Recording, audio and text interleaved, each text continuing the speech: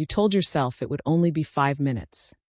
Just a quick check of the notifications before getting back to work. But then, the world outside dissolved.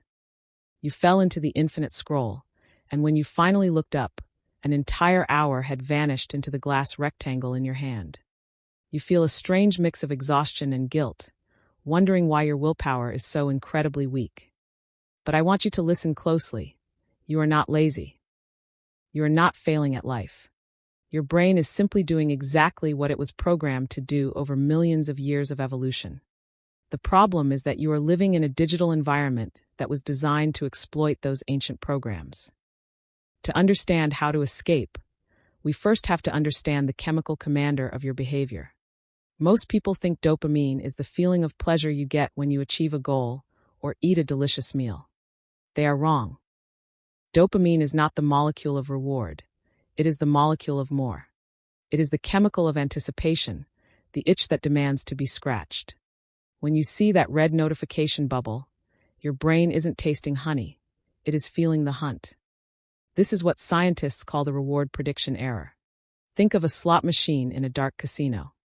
If you knew you would win every single time, you would eventually get bored and walk away. But because you don't know if the next pull will be a jackpot or a total loss, your brain stays locked in a state of high-alert craving. Social media apps are designed exactly like those slot machines. You swipe down to refresh, not knowing if the next video will be a masterpiece or garbage. It is that very uncertainty that keeps the dopamine flowing at maximum levels. Deep inside your skull, a silent war is being waged every single second. On one side, you have the limbic system, which is the oldest part of your brain. Think of it as a screaming, impulsive child who only cares about immediate comfort and survival. On the other side, you have the prefrontal cortex. This is the logical adult, the part of you that plans for the future and wants to build a meaningful life. In the modern world, the child is winning almost every single battle. Why? Because the rewards offered by your phone are too cheap, too fast, and too easy. Your prefrontal cortex wants you to read a book because it knows it will make you smarter in 10 years. But your limbic system wants the 10-second video because it provides a hit of dopamine right now. The child doesn't care about your future.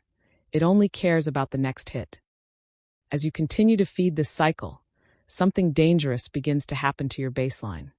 This is the phenomenon of tolerance. The more dopamine you flood your system with through your phone, the higher your threshold for satisfaction becomes. Suddenly, the things that used to bring you genuine peace start to feel like gray static. Reading a book feels like a chore. Going for a walk feels painfully boring. Working on your business feels like an impossible mountain to climb. You aren't losing interest in your dreams. You are simply losing the ability to feel the small rewards of steady progress. You have become a dopamine addict in a world that sells the drug for free. But there is a way to unlock your focus and take back the wheel. First, you must stop relying on willpower and start designing your environment. If the screaming child is in a room full of candy, it will eventually eat the candy no matter how much you tell it not to. When you need to work, put your phone in a different room entirely. Make the friction of checking it higher than the urge to use it.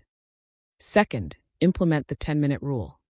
When you feel that burning itch to check your messages, tell yourself you can do it, but you have to wait exactly 10 minutes. This creates a gap between the impulse and the action, allowing your prefrontal cortex to regain control. Often, by the time the 10 minutes are up, the craving has dissolved. Finally, you must embrace the art of being bored.